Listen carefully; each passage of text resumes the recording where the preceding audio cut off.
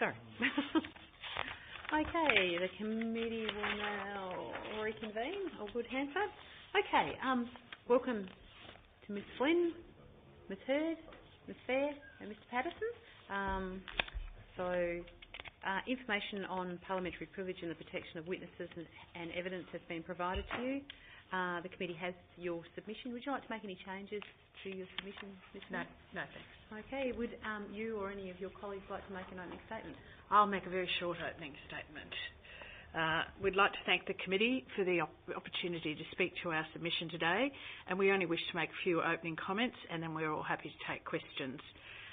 Free TV is strongly opposed to the bill because it enables SBS to make up cuts in government funding by competing with commercial free-to-air broadcasters for revenue from a finite advertising pie.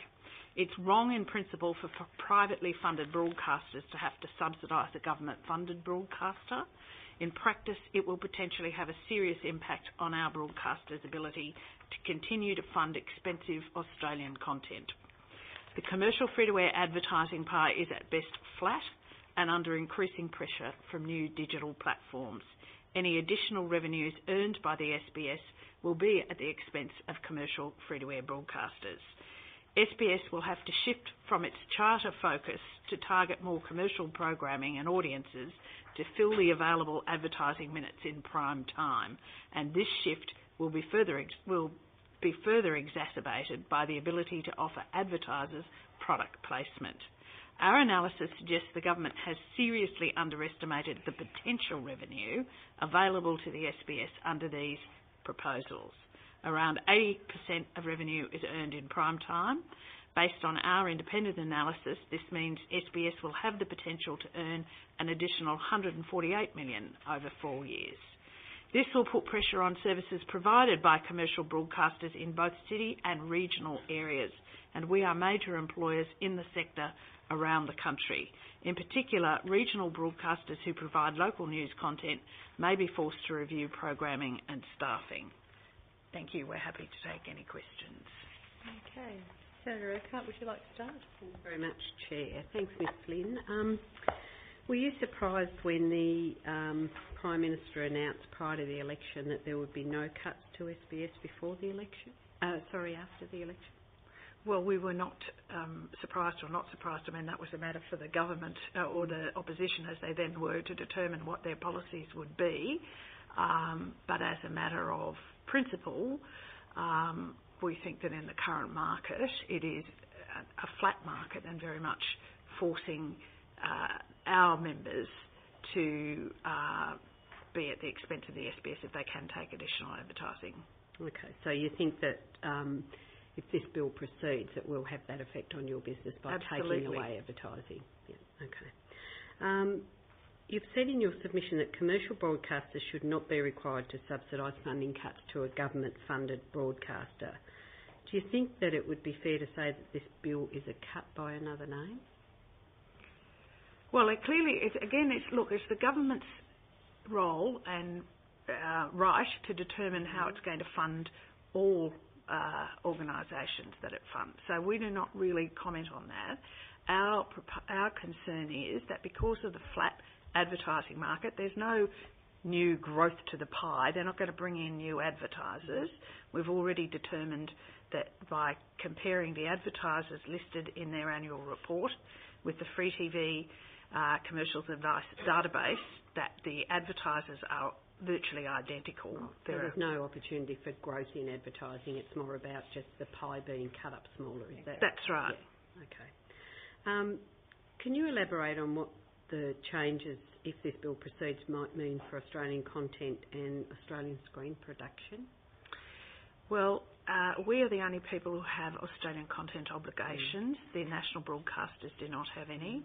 I think Mr Abid said that SBS spends only 10% on Australian content.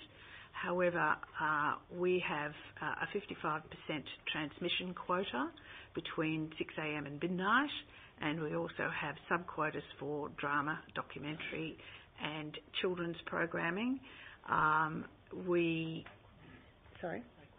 And local news in regional areas. So there are local news requirements in regional areas.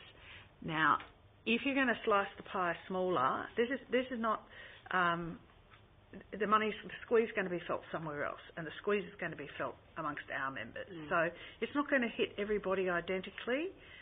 It may affect one broadcaster more than another. It may affect some regional areas.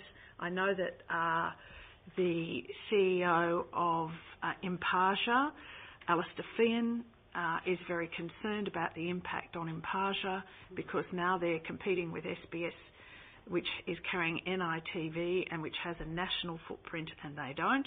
And I think this will put even more squeeze on them for revenue. They will be competing directly head-to-head in the Northern Territory with Impartia, which of course is owned by the Aboriginal Land Councils. Have you had any discussions with the Minister or any of his representatives about this bill? We certainly let them know when we heard about it that we didn't think it was a very good idea. There was no consultation prior to? No, minimal. There was minimal consultation prior. So what's minimal? Well, we'd seen a number of press reports that it... But that's not consultation, that's you being made aware of it, isn't it? Following press reports, we'd ask questions and... Yeah, well, no, it's one-way consultation. No, there'd been some conversations, but we certainly hadn't been consulted on the likely proposal, and we certainly hadn't been asked about the impact on us as key stakeholders. Okay. So really you were...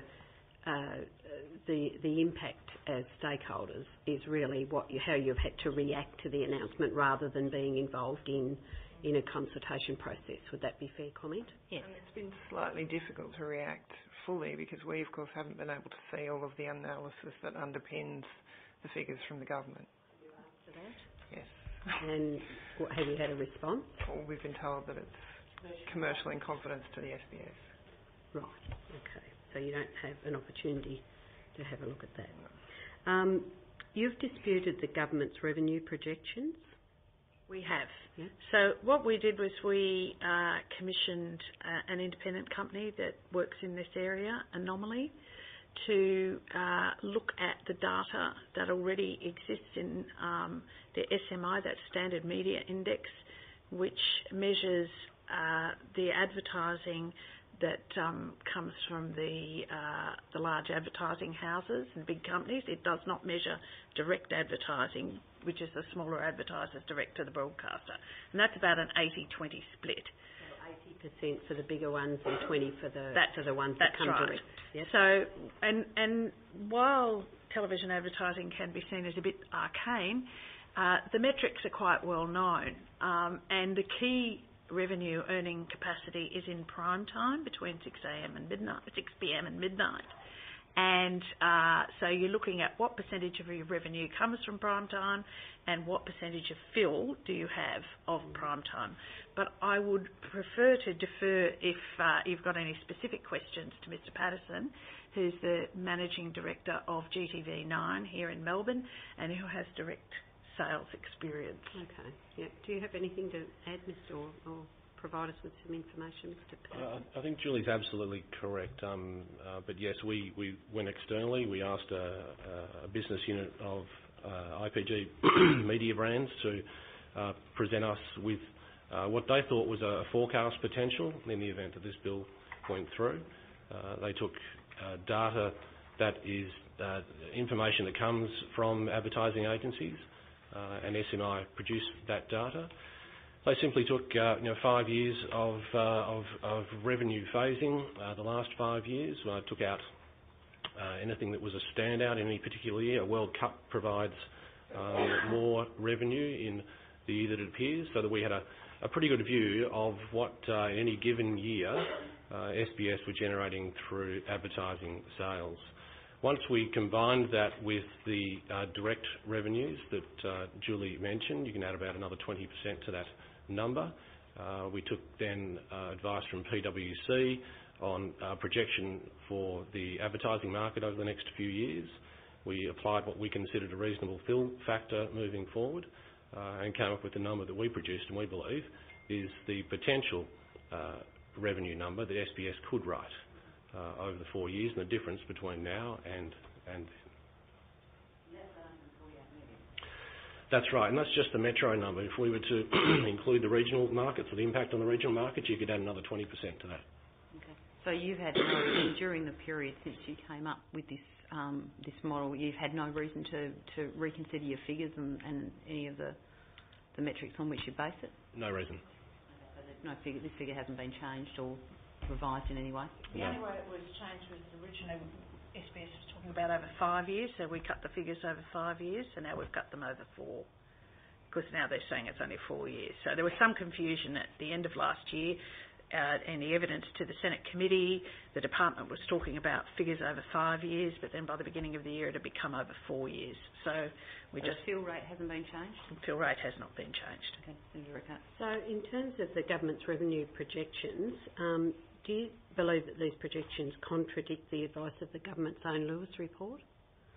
Well, I think the Lewis report said $100 million, and the Minister announced that on the day that he announced the changes. So clearly the Lewis report thought the figure was higher, but the government determined, as I understand it, to rely on the SBS figures. Okay. So they get a report, but then they use another figure. Yeah, which was about a quarter of what the Lewis review estimated. Yeah. You say in your submission that a number of assumptions outlined in the RIS are simply incorrect on page 107. Could you elaborate on what those discrepancies are?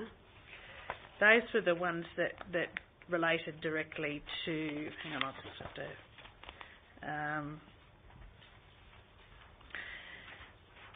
So the statement in there is that it's not certain that any increase in advertising spend will draw any revenue that would otherwise have gone to other commercial free-to-air broadcasters is simply wrong. There's no evidence for that statement. And as I said, we have a flat or shrinking pie, it's flat at best, and the advertisers are the same. So they are competing on the same basis with us for the same advertisers. And I think it's important to note that moving from 5 minutes in prime time to 10 minutes in prime time, the restriction on commercial free-to-air broadcasters is 13 minutes in prime time, but that 13 minutes includes promos and station IDs, whereas the 10 minutes for the SBS does not. And that means that in terms of what you would see if you were a viewer, flicking from one channel to the other, you're not going to see anything different. Right. It's going to look exactly the same. Yes. Okay. SBS potentially would be running more of these non-program minutes, because at the moment I think they run about 4 minutes per hour of program promotions. So if you add that on top of the 10 minutes, that's more than our 13. So in terms of that then, do you think that it's possible that there'll be more advertising on SBS during those prime times and peak viewing than on the commercial networks? Is that a likely scenario? We're saying that including the program promotions, potentially there could be. Yeah, which is where, the previous witnesses, we talked about the impact to viewers in actually watching. Yeah. You mentioned that SBS isn't subject to the same advertising restrictions as commercial networks, and you talk about that on page 103 of your submission. Can you just elaborate a bit more on that in the context of what viewers might expect on SBS if this bill passes? Well, so obviously we'd see more promos and the addition of maybe more advertising within that time. Is that what you expect? We're talking about the fact that that's right, that the difference in the advertising restrictions are that we have those other things included in our 13 minutes. So, in fact, when you're looking at it, you're not going to see an awful lot of difference between the two. From a viewer's perspective, you're not. And also, the product placement issue certainly came in very late as far as we were concerned, and that raises a whole bunch of other issues as well. Okay. All right, thanks, Chair. Can I just, going back to the modelling, obviously SBS is a hybrid model. You can accept that? Correct. Okay. Having a look at the modelling that you've provided us, and also, obviously we're not privy either to the modelling from SBS, but obviously they've got the information they have. are you not trying to apply a commercial model in terms of your figures to something that is actually a hybrid model? So in the application of the SMI to your model, is it not based on the assumption of a commercial model? No, it's based on what the SMI data shows the SBS has earned now. So it's not got anything to do with the potential for commercial. It's based on, as Ian said, their 5 years previous revenues backing out for the World Cup, so that's because that's a distortion each 4 years. I think the key to focus on here is its potential. You're right, as it currently exists in a hybrid model, it programs itself the way it does, the content that we see, the advertising dollars that flow as generated by audiences, but given the opportunity to deviate from where they are, change their strategy commercially, it could result in a number of things happening, including chasing an audience that is more commercially attractive, changing their sales strategy to increase their ability to write more revenue. So it's more a case of them setting themselves to potentially replicate what we do, subject to a number of other decisions inside their business, consequently their programming strategy. But do you know whether that modelling has actually taken into account the unique content that is SBS and what SBS does? No, it doesn't. It takes the raw set of numbers that are available to us and, as I said, looks at the potential that comes from setting themselves in such a way, in this case with a focus on an ability to write revenues through 10 minutes of advertising per hour between the hours of 6 p.m. and 12 midnight, but no, it doesn't take that into consideration. Does the figures that you use, do they include cost of sales? No, these are gross figures. So it doesn't include cost of sales in a sales department. Obviously, the sales department itself, the licence fees, advertising staff.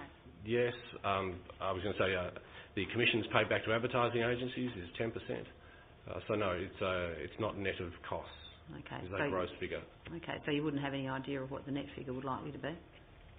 No, I don't. Okay. The other thing too, that Ms Flynn, you made the comment earlier that we're cutting up the same pie. Yes. And there's no capacity for growth.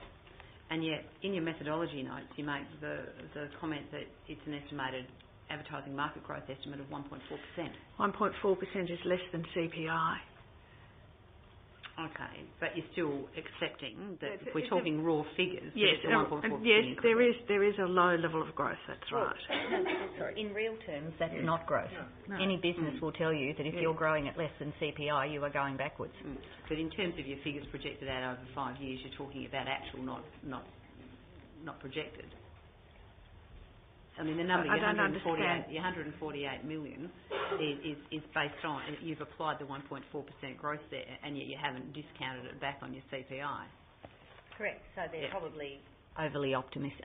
It probably is could be a greater impact than is stated in those figures because of that, for that reason. I think if you apply a mixture of cost of sale and just the cost of running our businesses these days, then that number would disappear completely.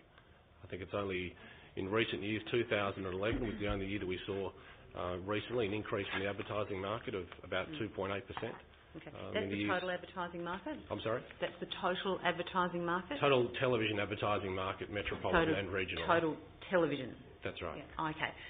So if we look at it more broadly, I mean, what is the total advertising market in Australia for media? Well, about around $11 billion, I'd say, all up. $11 million, of which... Billion. Sorry, 11 billion. So yep. Of which, how much would free-to-air? 3.8 between metropolitan and regional markets.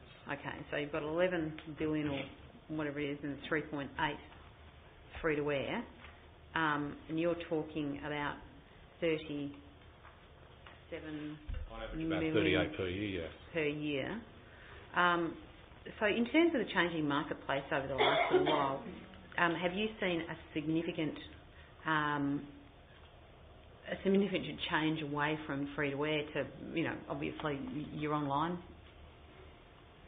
There is no doubt that the market at the moment is severely structurally challenged, free-to-air television. Coming from Network 10, a couple of weeks ago, we reported a half-year major loss. We're operating at a loss at the moment. So the numbers that we are talking about in this context, I know that they may, we've seen in the RIS that it's put in a context of $3 billion. It's only a small fraction. But it actually will have an impact. And the things that will be at the front line of that impact are the services that people value. Newsroom services, for example. My company has lost 25% of its newsroom staff over the last two to three years. And this is not just a small impact that is not going to have any effect on production of, news, other services that we currently fund. I suppose I was just trying to get it into the context that you're talking about. You're saying $37 million in a $12 or $11 million marketplace. SBS are talking about, I think, $9 or $10 million in the same marketplace. And we're sitting here having a debate about, 0.5% or 0.1%, or, I haven't done those figures properly, but I mean, we're talking about a very small amount.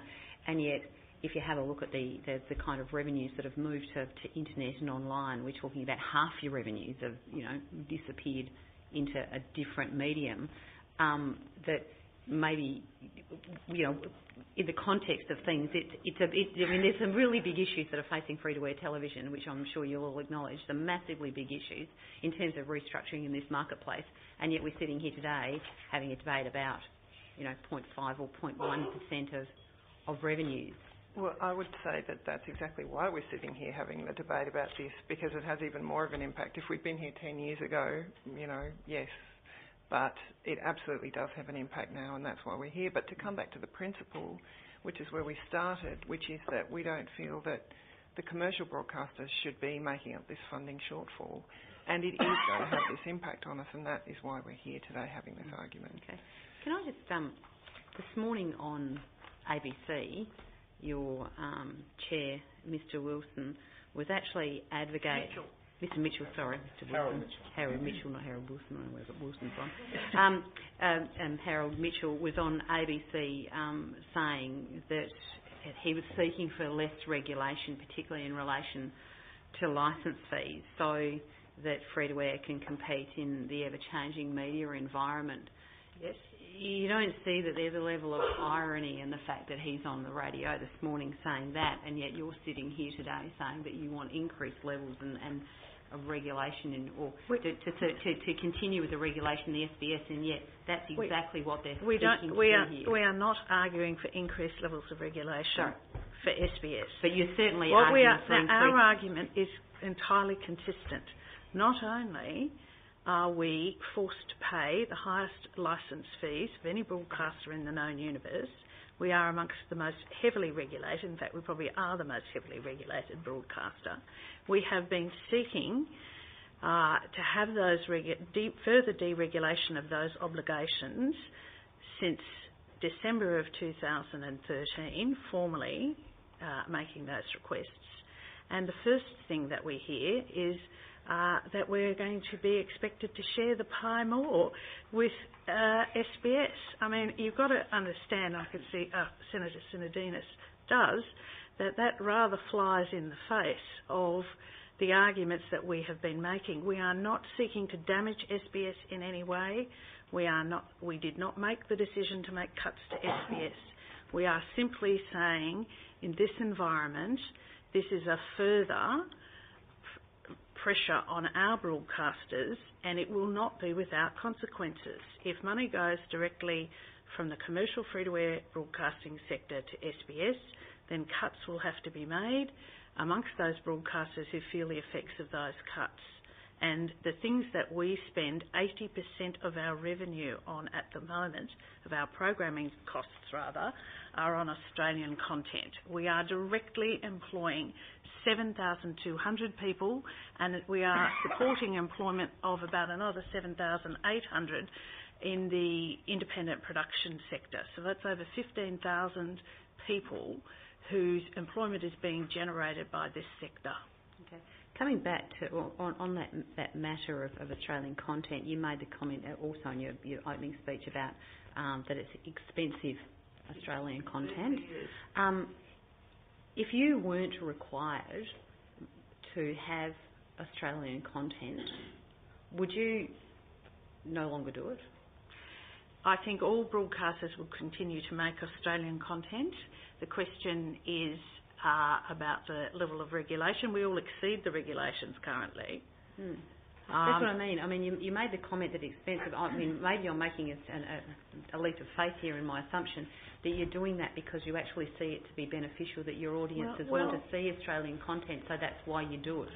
Of course we would still make some Australian content, but the fact is that when businesses are faced with difficult economic trade-offs, they have to look at their discretionary cost base, and Australian content is one of the highest areas of discretionary cost. So I think you would see some change in the way that people approach their Australian content production. That doesn't mean Australian content would disappear, but it certainly would put Australian content under a great deal of pressure, and it may reduce. So so in response to that is that the Australian content that you currently provide is something that you don't do it for a commercial purpose. There is actually there are more commercial things that you could be spending your money on than on Australian content. Well, at the end of the day, everything's a trade-off. So every day you look at whether the dollars that you're spending in any particular area of your business are generating the biggest return that you can on each dollar. Sure. So I get that, but I'm asking you about Australian content. So correct. I suppose I look at the Australian content that's on free-to-air, and I actually would have thought that they would have been some of your highest rating programs, so therefore they would have been something that you would want to have on television. There's no question Australian content's still very popular, but along with a number of other genres, sport and large format sport, AFL, NRL, cricket, etc. Australian drama is there, news and current affairs, and together with the larger format entertainment programs, which we're all heavily invested in as well. If we saw a shift in what we thought audiences might want to watch, and it's part of the trick of remaining relevant these days, then of course we would need to also shift where we thought that audience was going. But with the ever-increasing cost of these most costly formats, and sport in particular, if we spend more on sport because people want it, then we're forced to consider what monies we do have left to continue remaining popular. And that's a mixture of all of those things we've mentioned. So I suppose I'm just a little bit confused here. So your decisions about your programming outside of your mandatory requirements for program aren't driven by your capacity to actually earn money, advertising, your ratings and your stuff. Absolutely are. Yeah, So, absolutely are. And although Australian content is extremely popular and has an important part in the programming mix, at the end of the day, when you look at the dollars, the return on your investment for every dollar spent in Australian content is significantly lower than the return on investment that you would get from a dollar spent on programming that you may purchase from overseas, even if the ratings themselves might be slightly less than in some cases Australian content. Yes, and becoming increasingly so. So although ultimately it's a trade-off that you may want to get. Australian content is no doubt the highest rating material on commercial television at the moment. But if you looked at program by program, the money that you get back in the door for what you spent to put that programming on the screen, you would find that the return that you got per hour on an hour of Australian content would be much lower than the return you get on an hour of purchased programming. So, at the end of the day, these are the things that people are going to look at when revenues start to become squeezed. Well, and we already have looked at them, and I can tell you that there are some services that are much more vulnerable than others, and they are news services around the country, because centralising things is a lot cheaper than having people on the ground around the country. They are things like expensive Australian drama that can cost, up to $2 million an hour, but at least sort of $800,000 to $1 million an hour, and also children's content, which is basically a complete loss-making enterprise at the moment. We put children's and preschool programming on air. It's very expensive. It's hard to drive revenue and monetise that content because there are a lot of advertising restrictions around it, and advertisers aren't that interested. They're much more interested in the people who are watching. Children love it. Watching programs and want to buy Volvo. So children watching the ABC. There is no doubt that there are Australian content genres that are particularly vulnerable, and we keep these things under constant review. Certainly, and they will be affected. There's no doubt about that. And in regional areas, one of the biggest areas of discretionary cost is in production of local news. So, for instance, Seven has a regional licensee in Queensland where we broadcast 5 nightly local bulletins in each of a discrete market produced for that market, and that is 5 local separate sets of content broadcast to a population roughly the size of Adelaide. So that'd be like me finding 3 suburbs in Adelaide and curating a news broadcast for, those 3 suburbs of interest to them. Now, that's a very important service that is provided by regional broadcasters in Australia, but there are only a few areas of discretionary cost in regional broadcasting, and local news would be one of them. Just in conclusion then, back to the comments this morning by Mr Mitchell and the push for dereg, and particularly assistance in things like licence fees and coming up with a dereg agenda to assist free-to-air. How would you prioritise the importance of being able to look at the dereg agenda, whether it be quotas, whether it be licence fees, in the assistance that could be offered to your industry for sustainability into the future, as opposed to this particular one issue on the side, which is the change in SBS placement times? We just don't see that as an either-or. We've had a consistent approach, as Julie said, in relation to licence fees in particular, because 4.5% of our gross revenue is currently being paid to government each and every year. And this move is just going in completely the opposite direction. It's like adding to the licence fee, not reducing the licence fee. So we don't see these being as inconsistent issues.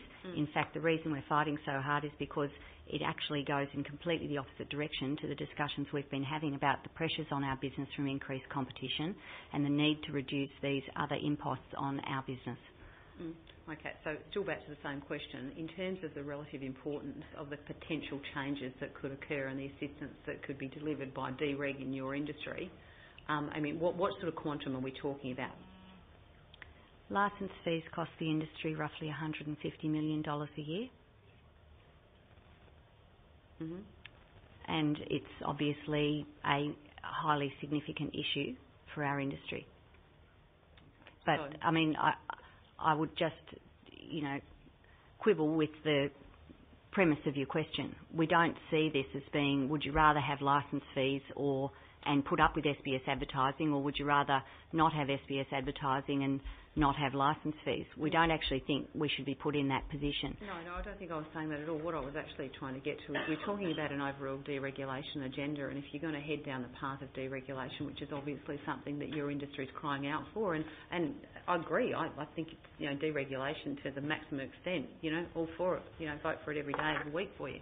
But I just think it's interesting that, in the one sense we're talking about dereg in a broader sense, and yet in a little tiny sense the government's suggesting that the SBS should be allowed to have a small amount of deregulation capacity as well, and yet you don't want it to allow deregulation in the SBS space. But it's not deregulation. Sorry, can I just say that there's been a lot of decisions along the way where discussions have been held with government and where we've agreed on, certain levels of commitment to certain things. For instance, Australian content commitments on multi-channels in the last round of spectrum deregulation and so on and so forth. And those have been made on the basis that there's been a commitment to this industry that there will not be a new commercial television network. So the kind of changes we're seeing and discussing today are very much about, undermining the basis on which we have been able to make those commitments about what we can do and continue to support in the way of Australian content and the things that Australians have come to value in the services that we provide. Okay, Senator Ludlam. Most of the questions I wanted to put to you have already been asked and answered. I want to go to, you've given us a bit of a sense of the market trends and the scale of the market, which has been quite valuable. Do you try to do long-range predictions? How far ahead do you try and project what kind of revenues are going to be available for advertising for the freewares? Look, we'd love to make as long a prediction as we possibly could, but there's been so much change in recent times by way of even the shape of our own businesses. You know, in 2009 we introduced multi-channels where once upon a time just a 7 or a 9 or a 10. We've introduced 2 other channels since then. Audiences have splintered since that time, and we've either been forced to deal with increased competition or been forced to get into other businesses that allow for the consumption of content, either the content that we produce and push through another platform and device, or doing things independently of what we do as commercial networks. So it's very difficult to make predictions and forecast how the marketplace might react, because we're beholden to our customers, and our customers being the viewing audience. But what we do know for sure, without being able to point to specifics, is that the consumption habits of viewers are rapidly changing. And what we're trying to do is be responsible enough to future-proof our businesses by staying attractive, staying relevant to those audiences in a market that's essentially flat by way of revenue.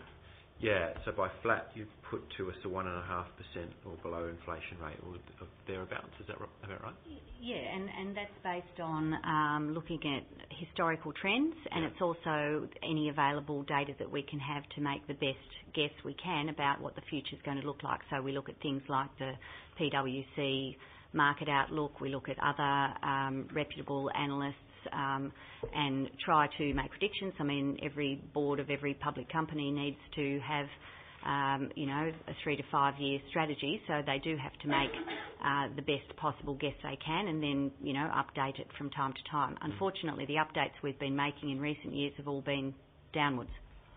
Okay. So I'd have to say that 1.5% is a very optimistic estimate from the numbers we're seeing currently. I was just going to say, I don't know how much of this stuff is commercially sensitive, but I guess you're here as a bit of a collective anyway. If you're looking 4 or 5 years into the future, you're predicting flat or declining? We like to be optimistic people, so we're predicting flat, but the reality is that we're seeing declines. Yeah, okay. One of the changes, which I don't know how far it's sort of percolated into the public debate, but one of the changes that's proposed is to allow product placement within programming for SBS. Can you talk, just to be really frank, I don't watch a huge amount of TV, but can you just let us know, as far as the people that you're here representing this morning, how much of the advertising pie does in-program product placement make up? How important is that? It varies. It's all based on the content that you make available to clients that might be attractive for in-program. So it's all relative to each one's individual business and their programming strategy. Yeah. But as we know, the things that you buy from output deals through either Warner Brothers or Disney or a Sony, there's no in-program opportunity there. There's no in-program opportunity in news, current affairs. Thank goodness. Thank goodness. Long may it remain so. Yes, but just to qualify that, beyond that, depending on a mixture of what we produce locally by way of drama or comedy or other entertainment format programs, in-program can find its place, but it's, I would say, in isolation, still a very low single-digit number relative to our own business. But well-made in-product advertising, though, is absolutely a factor in determining whether or not you're going to commission or, make particular programs. Yeah. The capacity to do that and the revenue you could generate from it. But it's still, as of the present time, less than 10% of your overall ad revenues of that sort of order? It's a relevant ingredient in us being commercially attractive. Yeah.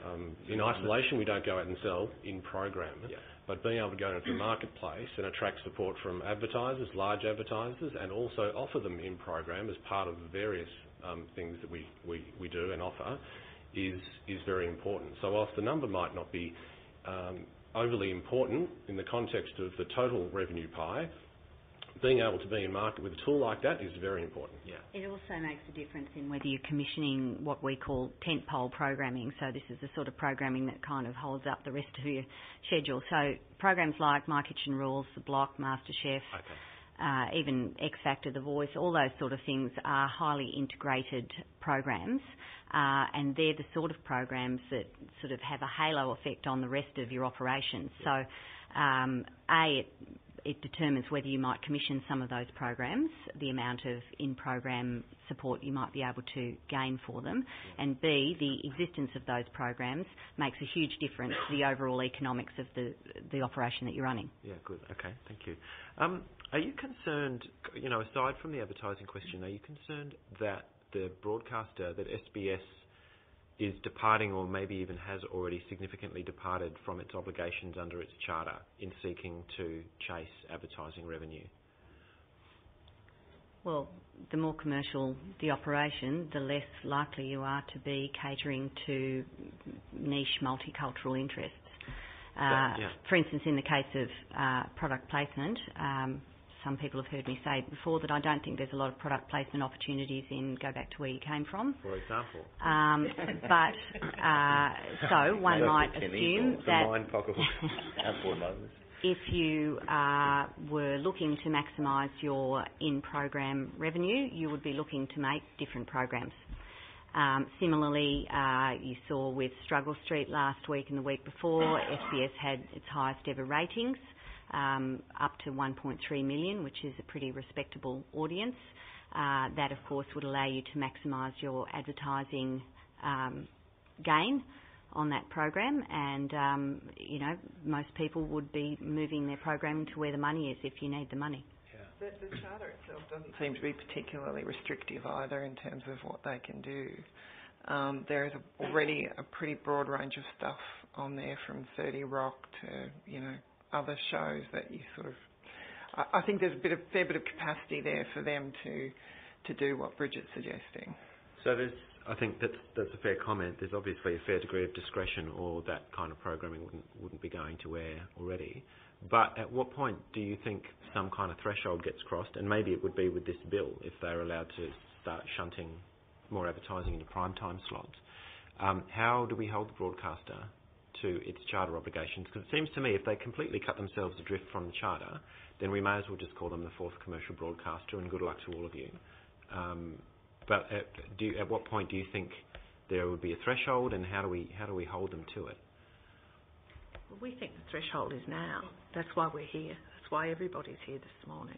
Well, it's also one of the reasons why it's important that you don't incentivise the sort of behaviour that would directly lead you away from what most people would understand as being the central purpose of SBS. Nick. All right. 10 minutes of pure advertising in prime time is going to. What reason is there that they wouldn't behave in the same way that we behave? If there was an incentive there for them to get that extra revenue and they got to keep it. To me, that's starting to feel kind of self-evident. Plus, I think the friends or the Save Our SBS folks put to us that there's 4 minutes of promo. So it's effectively a quarter of your primetime broadcast hour is non-programming. Thanks very much for your time this morning. Thank you, Chair. Thanks. Won't be long. Can you explain this issue of fill rates to me? Yes. So,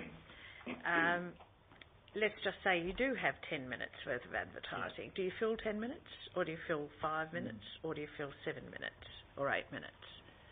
And in prime time, so the two metrics, as I said, one is how much of your revenue comes from prime time. So that's why prime time is so critical, because roughly 80% of your revenue comes from prime time.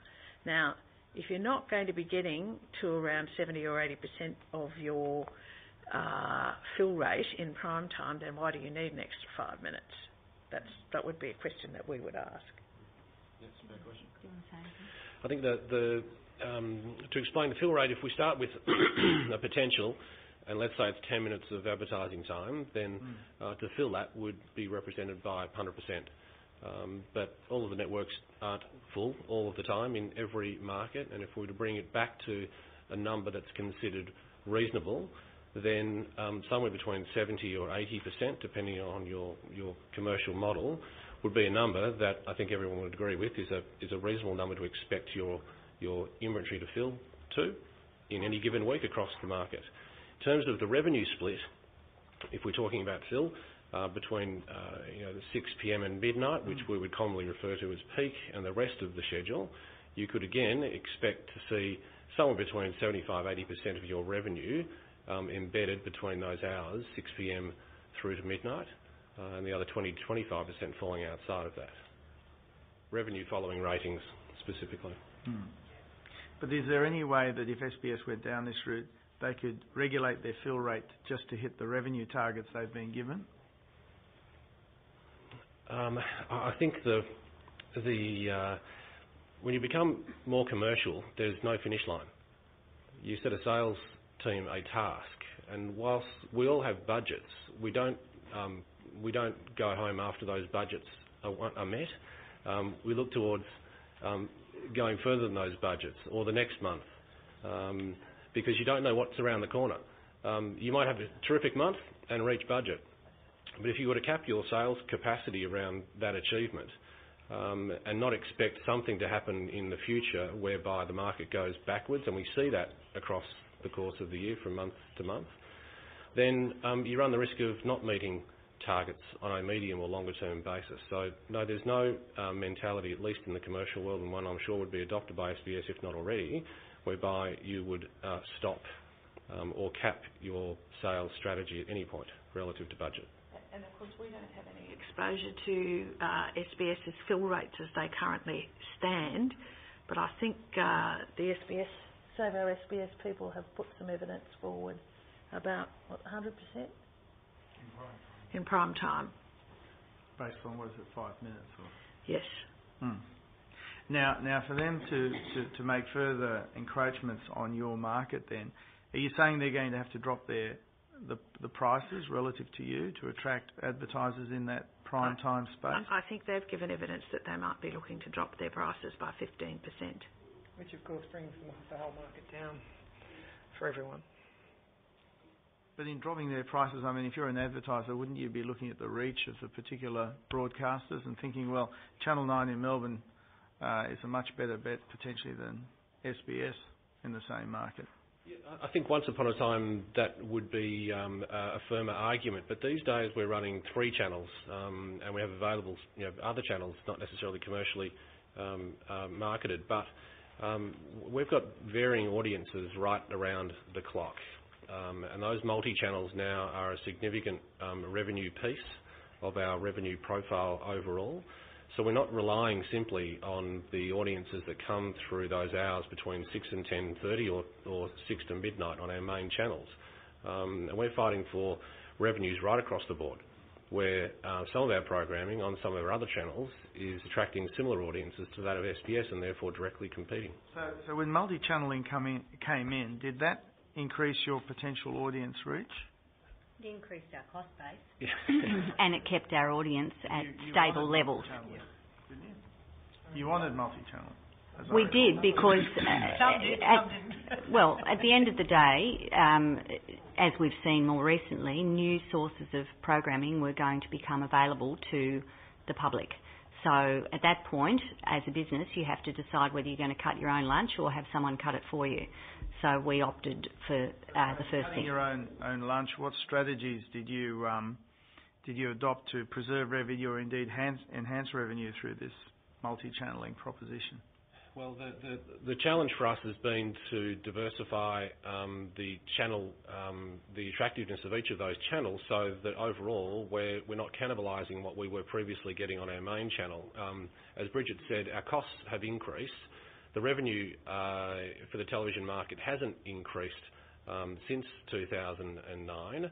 But what we've seen also is where once upon a time 100% of our audience was watching 9, about 70% of the audience is watching 9 or the other main channels, and about 30% of those watching free-to-air television have migrated to those other channels. So we've had a challenge on 2 fronts: programming appropriately across the 3, so we're not cannibalising each other in our own worlds, and finding cost parity with the audience that's there, so we can protect the revenue pie and attract clients on a continuing commercial basis. It's also important to note that we were I guess, strongly encouraged to invest in and make available new multi-channels in order to support the analogue switch-off program so that there would be free spectrum available to be sold by government once 100% of people moved across, and until there was new content offerings, there wasn't really a sufficient reason for people to go out and invest in the new viewer equipment that they needed to make that transition possible. So whilst there was obviously thinking from our side about what we needed to do, it was also something that was very much a government objective and something that we certainly took very seriously in terms of launching our full complement of multi-channels and strongly supporting those with proper and strong program offerings. You mentioned the Lewis report. What was the figure that the Lewis report had on potential? 100 million. And potentially higher, I think. I think it said at least... He said it was conservative. He said it was conservative, 100 million over 4 years. But it was conservative. Right. And do you remember what price assumptions that was based on? I don't think there were any. I think they might have been all redacted. They were all redacted. Okay, I'll check that. Pretty much everything in relation to this issue was redacted. Yeah. Okay. Madam Chair. Okay. Thank you very much, Mr. Patterson, Ms. Fair, and Ms. Flynn, and Ms. for your time today and all the effort that you put into your submission. And we'll now call SBS. Thank you very much, Thank Chair. you. Thank you.